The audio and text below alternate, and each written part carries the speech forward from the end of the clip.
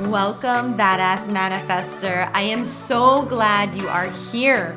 I'm your host and head coach, Ashley Gordon, master mindset and manifestation biz expert, founder of the Quantum Coaching certification, and multiple six-figure entrepreneur obsessed with empowering you to create quantum leaps in your energy, your life, and your business. This is the show to help you make magic your everyday normal, where the ripple effect is real and the guest experts are world class. My mission is to power your conscious and subconscious mind with manifestation teachings, business tools, and coaching techniques to put your potential into action. Consider this your weekly up level. Are you ready for quantum transformation? Let's do this. What's up, badass manifester? I am coming in hot with a solo episode today, all about how to help you build more connection with the people in your life. I am going to give you a coaching tool straight out of the Quantum Coaching Academy that has radically changed my relationships. And it is so simple and so powerful and so potent that I can't wait for you to use this, to just take it and run with it, in particularly with the people in your life. So let me just get right to it, okay? First and foremost, one of the biggest killers of connection is this need that we all inherently have to try and fix the people in our lives.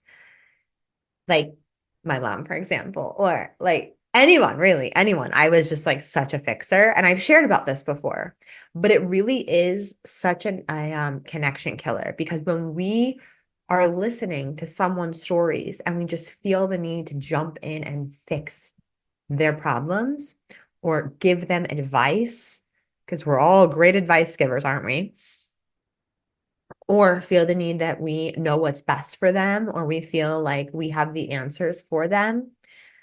How do you believe that could be blocking the connection that you feel is between you? Because when someone shares something so vulnerable that they're moving through, I don't know about you, but anytime I've done that, I don't necessarily want to have the answer. I don't necessarily want to have the answer given to me. I don't necessarily want someone to try and make it go away. I don't necessarily want someone to try and fix my problem. I genuinely just want to be heard.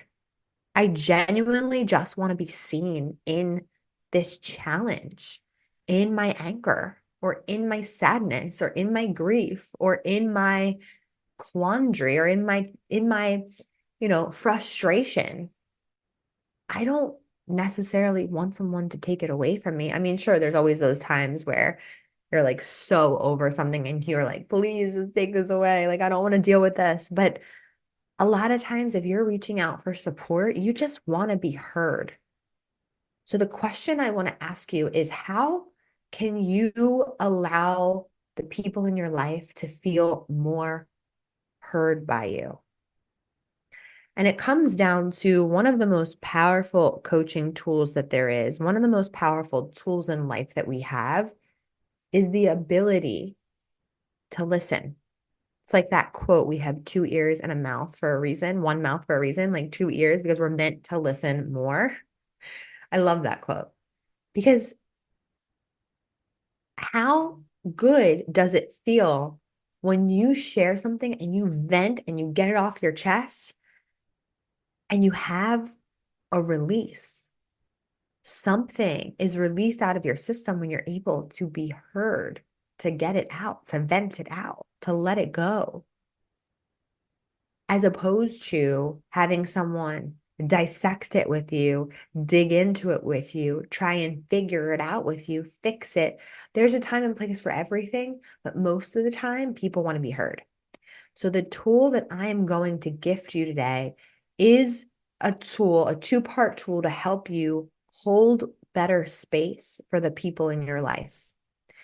And before I give you this tool, I will share that this was a pattern that my mom and I were in for years, where she would call me and to vent about something or someone or something she was going through. And I did everything in my power to try and fix it or make her see it in a different way. And I'd be like, how can you not see this? Oh my gosh, it's so clear. Like, what if you thought about it this way? Or what if you did that way? Or da da da da da. But it was almost like my words would fall on deaf ears because most of the time she wasn't ready to see it in another way. Most of the time she just needed to let it out, to vent it out, to share how she felt about something, and to just have someone listen. And I struggled so hard with that for so long because I thought if she could see it another way, her life would be so much better, or her life would have so much less stress or drama, or she would take better care of herself, or she wouldn't get sick because she wouldn't be as worried or as anxious or as stressed out. I had all these ideas of how I could really help her make her life better by helping her figure out and fix her problems. And really, what that led to was a lot of codependency and enabling. And we're still in that pattern and we're working it out. This was like our karmic path to like play these roles for each other in this lifetime. And a lot of us have that with the people in our lives. Like we're meant to play these roles for each other. And sometimes it's really painful and uncomfortable. And we don't agree with the way other people around us live their life, right? Like we believe that we can help them live their life better. And I think especially knowing that I was meant to be a coach, which I didn't know back then, like it all makes sense, right? Like I was meant to help other people be coached because they want to be coached, because they're coming to me to actually change their life, not because I'm trying to force them to change their life. And so, I mean, my whole life kind of makes sense in that respect of like understanding, like, okay, my intentions were always good and your intentions are good. And there was a bigger purpose as to like why I had those intentions, which was to be a coach later in life. Okay, got that. So here's the tool that actually changed our relationship. Are you ready? Are you ready? Okay, you're ready. So the tool is acknowledging and validating. Here's how that works. Someone tells you something and it's something that you typically would have wanted to fix. So, like, let's just say that your parent calls you and they're complaining about a family member, and they're like, "Oh, this person is, Aunt Gigi is so crazy. She made these decisions, and and your parent is venting to you, and you want to help them see it in a different way. That's your old default. You're like, I gotta like get in there and help them understand how to not feel this way about Aunt Gigi. But instead, you regulate yourself. You take a breath, you calm your nervous system, you take a moment, and you say to that person on the other end, it's totally understandable that you feel this way. And you pause. It's totally understandable that you feel this way. Now, there's more to the statement, but I'm just going to pause there for a second. When you say it's totally understandable that you feel this way, you're not saying I understand because you don't understand and you don't have to understand, but you're validating, you're acknowledging their feelings and you're validating their feelings. Okay. So when you are acknowledging someone, you are basically mirroring back to them what they're saying in a loving way. Well, I'm hearing mom or parent, whoever, I'm hearing mom that you're really fired up about Aunt Gigi. Acknowledgement. I'm hearing that you're really fired up about this. Yeah, I am. And they're going to keep going. Oh, yeah, I can hear that. I can feel that you're really upset right now. What are you feeling? Anger. Okay, you're feeling angry. Oh my goodness. I'm sensing your anger now. Wow. Acknowledgement. Acknowledging what's there, not fixing it, not changing it. Then there's the validation.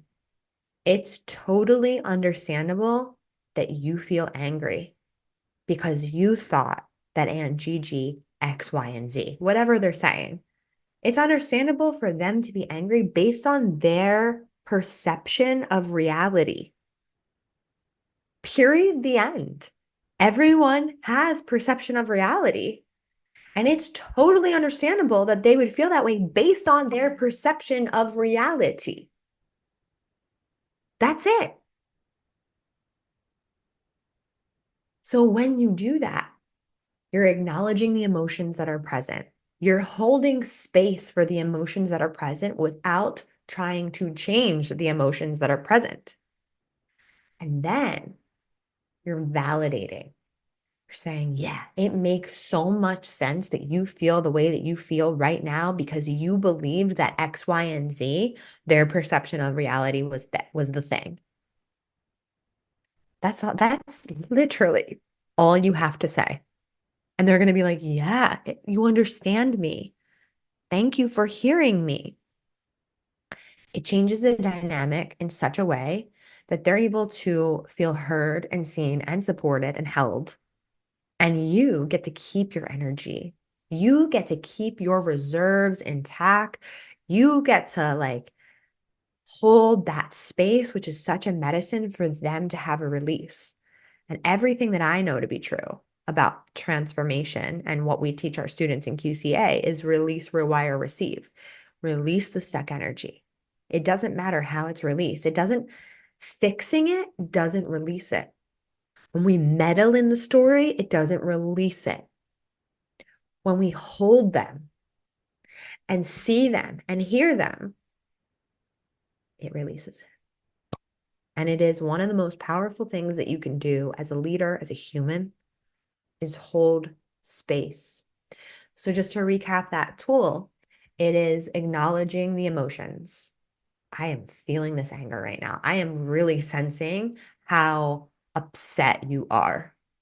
Wow. Yeah, that must be hard. That must feel bad. I hear you. I see you. It's totally understandable and validate. It's totally understandable that you feel that way. And guess what?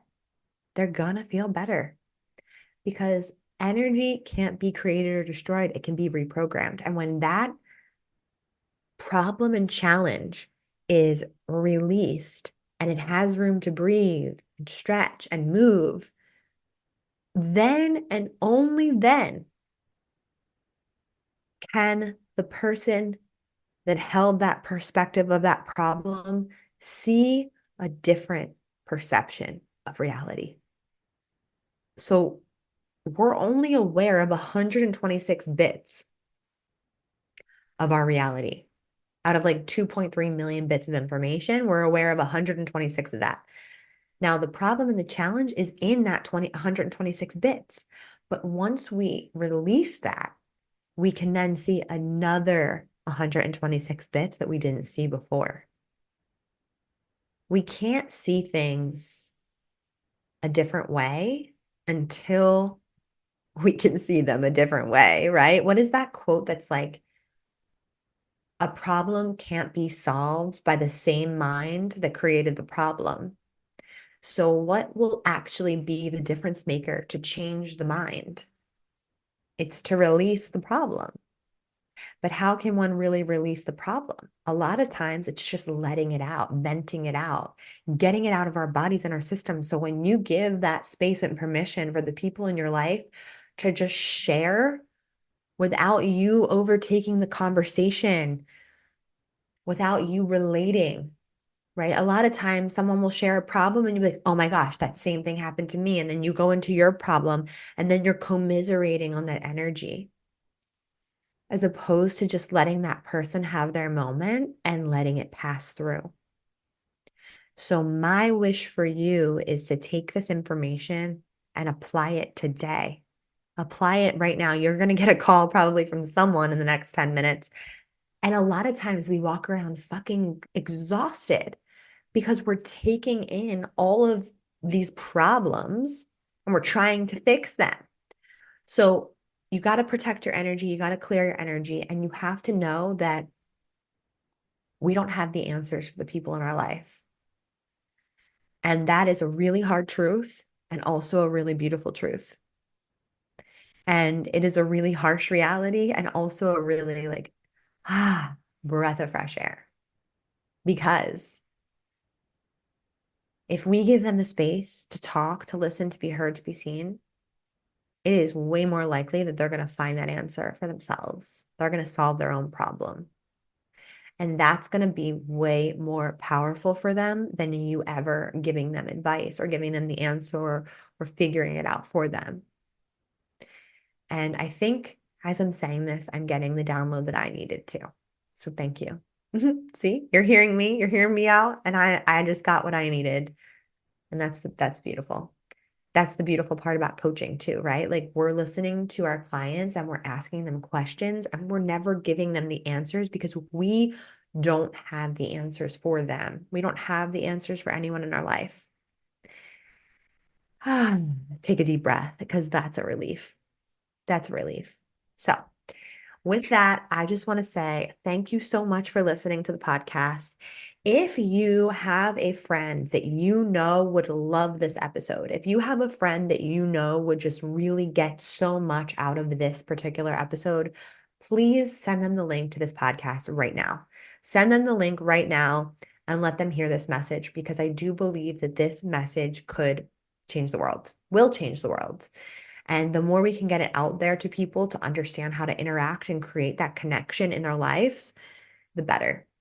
And let me just close the loop because I know I said that this creates connection. And with my mom in particular, when I stopped trying to fix everything, we were so much more bonded because we could actually go so much deeper with each other and not so surface level. And I know that when I stopped trying to fix everything, that's when I was also really able to just really appreciate where she is and accept her for where she is. That's what I was getting at, is the acceptance that came over me when I stopped trying to fix. And that acceptance really opened the door for a much stronger relationship. And I do feel like part of all of our themes in this life, including my own, is learning how to be more unconditional and loving and accepting of the people in our lives, especially if we don't agree with it, especially if we don't like it, especially if we feel like they should be different. Anytime we have those resistant points in relationships, we need to just learn how to hold space for that in a way that works for us and accept that that is what it is right now and what's possible if you can actually accept that person. How much more can you love them exactly as they are? On that note, thank you for listening. Keep being a badass manifester. Keep creating your life intentionally and deliberately every single day. And I am sending you so much love. Woo! We did some work today. Thank you so much for listening. You know I love my BAM fam. If this episode resonated with you, please share it with someone who you know would love it too, because we live for the ripple effect over here. And how can you best support the show? Make sure you're subscribed, hit the 5 stars, and leave a review on iTunes, and let me know how the podcast has impacted you. I love being part of your real-time journey, so screenshot the episode and tag me and my guests on Instagram at Manifest with Ash. Now say it with me. I am my own power source. I am the master of my own energy, and I deserve everything that I desire. We don't just talk about it over here, we be about it. Now go get 'em.